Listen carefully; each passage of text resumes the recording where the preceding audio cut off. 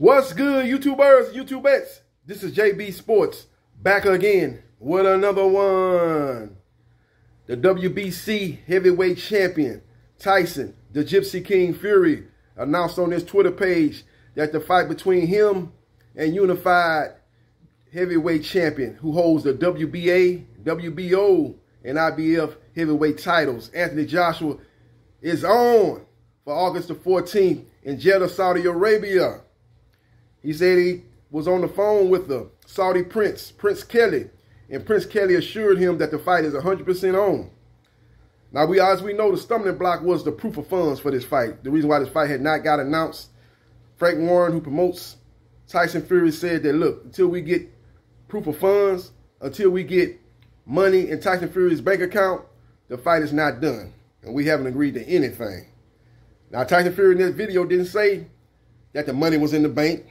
He didn't say that he saw proof of funds. All he said was, I was assured by the Saudi prince that the fight will definitely happen. 100% on, to be exact. Okay? So y'all take all that with a grain of salt. You ask me, do I believe the fight's going to happen next? I'll tell you, yes, I do. But I'm not saying, for him to say it's 100% done, you know, that's just words. You know, we all know that Tyson Fury is involved in an arbitration with Deontay, the Bronze Bomber Wilder. Saudi Prince know that, and they're trying to make sure that Tyson Fury stay in the fold. That Tyson Fury stays in the fold and stays on board with Tyson Fury versus Anthony Joshua happening in Saudi Arabia. That's what that prince wanted to convince Tyson Fury in that phone conversation. Because if that fight was actually done, Tyson Fury would have said in that video that the money is in his bank account. He did not say that. He just said that the prince assured him that the fight was 100% on. So take that with a grain of salt, everybody. I think the fight will happen next, but for everybody to say, oh, it's on. Eddie Hearn is the greatest promoter of all time. He was able to make chicken salad out of chicken shit. He was able to make lemonade out of lemons. Eddie Hearn this and Eddie Hearn that. He was able to pull a rabbit out the hat. You know what I'm saying? Give Eddie Hearn all the credit. And if the fight is actually done, money in the account done, then yeah, I give Eddie Hearn the credit that he deserves. So we will see what happens, and we will damn sure see what transpires. But that's the breaking news. You know, this comes off the heels of the Deontay Wilder, Tyson Fury arbitration ruling that's going to get announced by no later than Monday. That seemed to speed up the process of announcing the Fury-AJ fight. You know, Fury, you know, he was basically skeptical a couple of days ago, and he was basically saying, I don't know who I'm fighting. I could be fighting in July. I could be fighting Wilder. I could be fighting Joshua. He basically said, I will be fighting twice in 2021. Whoever I fight next is going to get whooped because they're nothing but a dasa. You know, unless Tyson Fury let him tell it. You know, so he basically was saying he's fighting somebody, but now he's off the heels of the Deontay Wilder imminent arbitration ruling. He seems to be back on board with fighting Anthony Joshua next, and pretty much saying it's a done deal. And he's got 100% assurances from the Saudi prince that the fight is happening next. So they trying to change the landscape of the situation. Like I said, we all know that the Deontay Wilder arbitration is on the horizon. The ruling is on the horizon. And a lot of people are speculating that that arbitration could force Tyson Fury to fight Deontay Wilder next. Tyson Fury do not want to fight Wilder next. He'd rather go an easier route in his mind and fight Anthony Joshua next, a guy he thinks that doesn't have the heart or the desire of a Deontay Wilder, a guy that he feels has a suspect chin, and a guy that he feels he can take out to the deep water and drown, is basically what Tyson Fury looks at when he sees Anthony Joshua. He thinks Anthony Joshua is soft, everybody. He knows even though Deontay Wilder doesn't have the technical skills that he has, he knows he's got that devastating right hand. And he's probably been looking at them videos of Deontay Wilder with his new trainer, Malik Scott, and he's seen, oh, man, this guy's doing some different things, man. He's adding some different kinks to his armor. He's got a different set of repertoire in his arsenal. And maybe I don't want to, I done made it out of that burning house twice.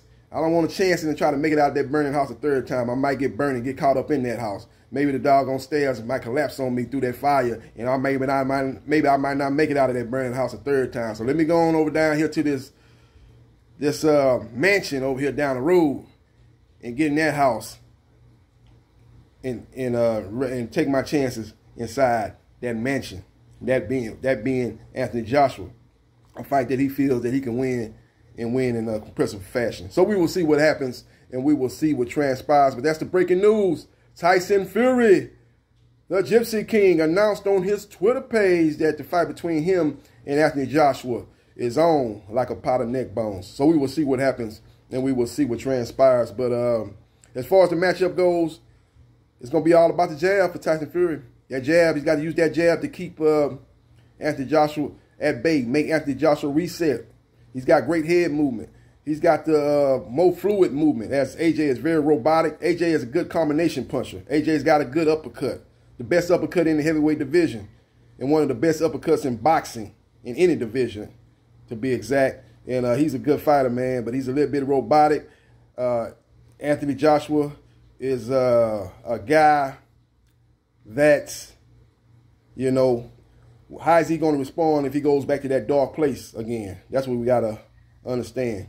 I don't think he's the same fighter, actually, since he fought Vladimir Klitschko. When he got dropped in that fight, he got back up. He was able to rally as Vladimir Klitschko dropped the ball, didn't jump on him once he had him badly hurt and let him survive.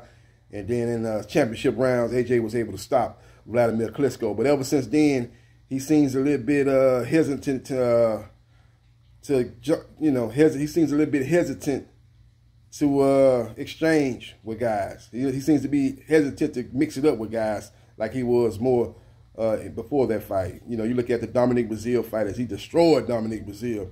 He destroyed Molina. He looked at, you know, Prince Charles Martin, destroyed him. But you didn't see that same Anthony Joshua after the Vladimir Klitschko fight, even in the Carlos Takam fight, even in the Joseph Parker fight, fights that he fought after Vladimir Klitschko. He didn't seem to be the same fighter. Now then he fought Andy Ruiz up in New York, and you saw what happened in that fight. Is he got destroyed, knocked down multiple times, quit, and waved the white flag. Now he was able to come back and fight a very disciplined fight, a safety first fight, and win a very boring fight against out of shape, you know, Andy Ruiz. In the second fight, he was able to get the win there. Now I give him credit though; he did look impressive against the IBF mandatory contender Kubrat Pulev. But Kubrat Pulev is just not a good fight. This guy is just a one-handed fight. He's got a right hand, and even the right hand he got, it's not like it's just some kind of potent right hand. And it's not. And you see it coming basically from a mile away, man. He doesn't disguise it at all, man. So he's a guy that was very limited, and he was able to win there. But he did look impressive though. He kind of looked it better in that fight than he had looked even in the Andy Ruiz rematch, and even in the Carlos Takam fight. So he looked at the best he looked since the Vladimir Klitschko fight. So got to give him credit where credit's due. Now, if he comes in and fights at that level against Tyson Fury, it's going to be a good fight. It's going to be a good fight. I like Tyson Fury in the fight. I like him to get a late stoppage, maybe around about round 10. But I think it's going to be a very close and competitive fight, man. I can see it going into that 11th round. Around 6 rounds for Tyson Fury, maybe 4 rounds for Anthony Joshua. You know, it could even be five rounds apiece. It's going to be a very competitive fight because Anthony Joshua is motivated. He do not want to go back to the UK and be the second best heavyweight in the UK.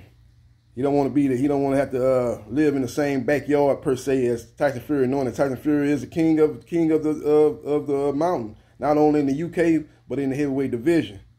So this is basically what you call a backyard brawl. That's how we call it down here in the United States. When you got two guys basically from the same place fighting, it's always personal. It's always a lot of intensity. It's always emotional. And it's always one of them fights where you throw the records in the past fights out the window because you already know that these two guys are not want to go back to their hometown and have to hear about, man, your boy knocked you out, man. Your boy knocked you out. He dominated you. He got the win. Then you're going to have to hold that L.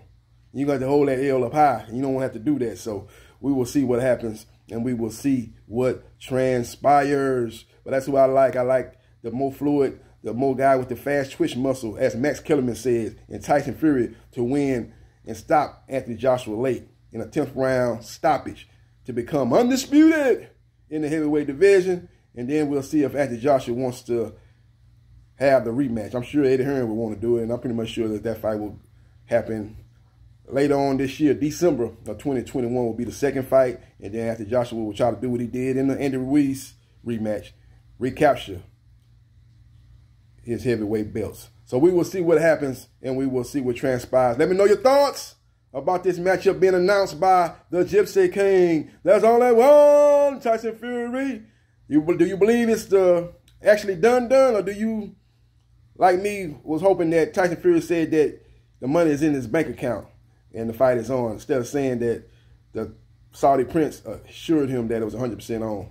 You know, I would rather hear him say that than said the latter.